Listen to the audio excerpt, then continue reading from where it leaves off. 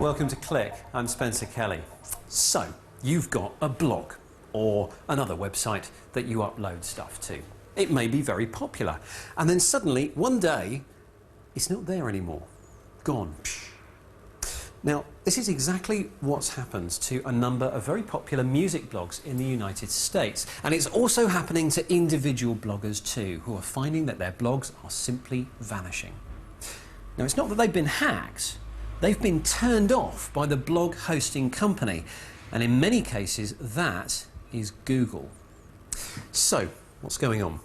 Well, in the historic English city of Bath, we invited one such blogger, Mark Kobayashi-Hillary, to tell you his story.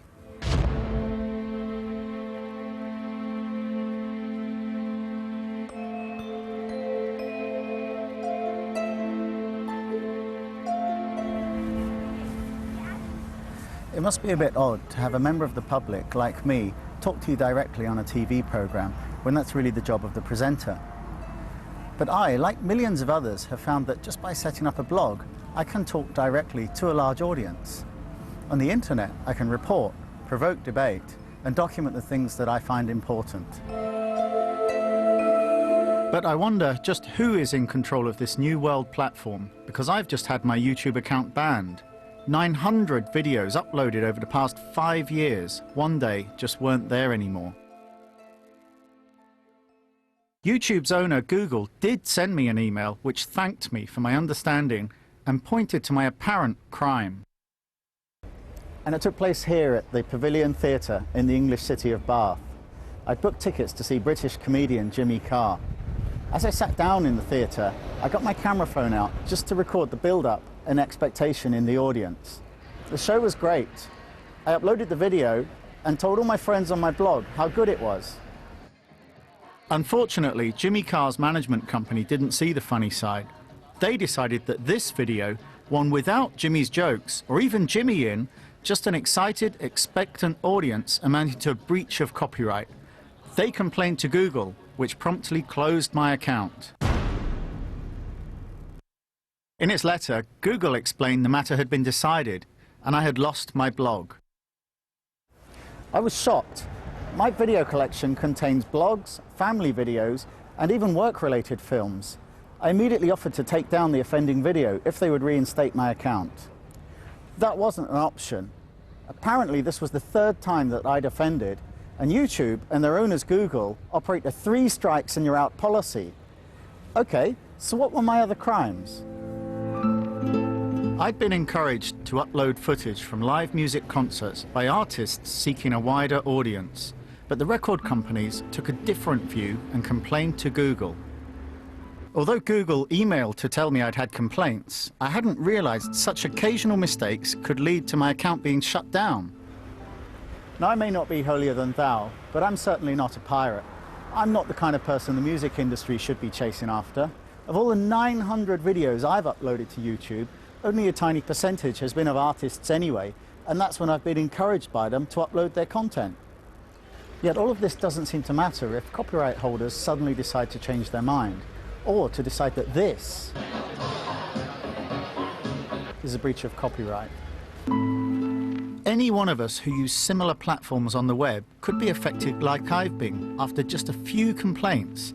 It's a global problem, and it's time there was a better solution than the one I had to find. Despite my protests, Google refused to reinstate my account.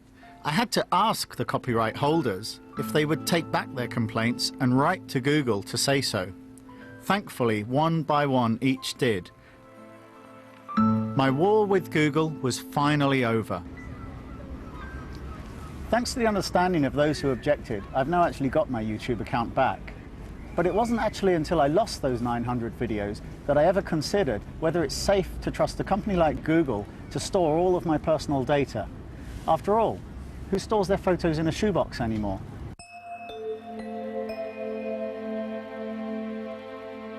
I wonder how many more people like me are being taken for a ride, thinking they have an open platform for their views until bigger interests dictate otherwise. Of course we must prevent abuse of blogging and video sites, but the little guys, as well as the big players, need to be respected too.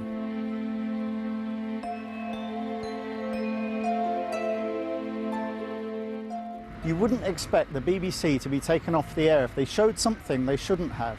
There'd be mediation, discussion, and a dose of common sense. So why should it be any different for bloggers? After all, YouTube and similar sites seem quite at home placing ads around our content and making money from it. Google is acting as judge and jury, and in my case, executioner too. It's behaving like a heavyweight bouncer for the copyright holders. Like a bully.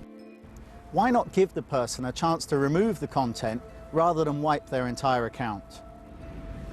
And YouTube needs to make their 3 strikes and you're out policy a lot more visible, so we know exactly what's at stake. These are simple changes, but they would allow genuine mistakes to be dealt with without the present sledgehammer approach.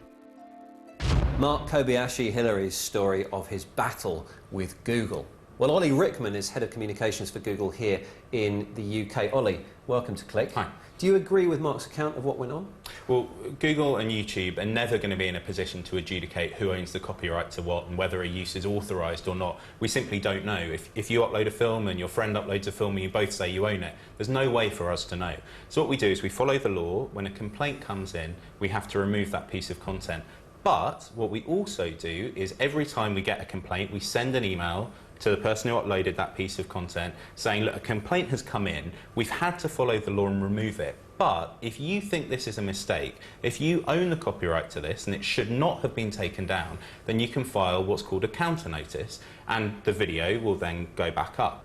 Then it all gets very legal, because then it's the blogger, in this case, versus the supposed copyright owner, and the threat is that the next step is that could go to court and cost the loser a lot of money. Surely you have to accept that's really scary for most bloggers, at which point they just have to say, I don't know, I can't cope with this. Well, the issue is that there's no way for a company like Google or YouTube to adjudicate Why between not? these You've got complaints. billions of dollars. It's You've got a impossible big to legal know. department. I don't think anyone wants Google to take a sort of quasi-judicial role and decide sort of who's right or wrong on the basis of the evidence in a court hearing. That would be deeply wrong. It's for the courts to do that. But surely the argument is you could go one step further than you do, which is just automatically side with the complainant. Well, that's and not do true. some checking of your own. But it's not true that we automatically side with a complainant. Every single time that we receive a complaint, we have to take the video down. That's the law. That we have no other option. Do you think that Google could suggest a better way of resolving these disputes than exists at the moment? Than the Digital Millennium Copyright Act, for example, which says take it down first off. We have something on YouTube called Content ID, and thousands of copyright owners are now using it. And the first thing it lets you do is automatically match your content with other people's content on YouTube. But when a match is found, it gives you a new option. So instead of saying, I want this taken down, you can say, well, actually, they're using my material, people are watching it, but I want to get paid for it. And I want ads to be around the video, and I want to get the revenue from those ads. And it turns out that when you give copyright holders that opportunity, the majority say, actually, leave this up, let's have ads around it, and let's earn revenue from the ads. Is Google happy that its users are quite clear on the fact it's 3 strikes and you're out? So it's very, very clearly displayed on the site that repeat infringement will lead to your account being closed. Where? Now, when you sign up for an account, when you look at the terms and conditions, it's 0.7, very, very 0.2. clear. But also it's very clear. But also it's very clear when you receive a first notice that you've had a piece of content complained about, that we've had to take it down, you can file the counter notice and so on. We also make it very, very, very clear there that if we get to a case of repeat infringement, we have no option but to close down your account. Do you and again, at that point tell them how many times they will offend? We say that repeat infringement will So lead to your account being closed. It's 3 strikes and We you're out. we say repeat infringement, but we say if this complaint is not valid, if you feel that you've been sort of told off for copyright infringement and it's just not true, then this is how you can resolve that situation. What if you have made a mistake? What if you have uploaded something that used copyright, you didn't realise, you contest that, gets proved that you're wrong, that's one of your strikes. And no matter whether you've had your account for 10 years, for 3 years, 1 year, it's still only 3 strikes at the whole time that you're an account holder and you're out. There is a reason why it's not 1 strike and you're out. Repeat offenders means that you've done it, you've been warned, the piece of content has been removed, you've been sent links to our copyright guidelines, so hopefully you can read them and learn a little bit more about them in future so you don't make that mistake again. It's not 1 strike and you're out, there are still more chances. Ollie Rickman, thank you very much for your time.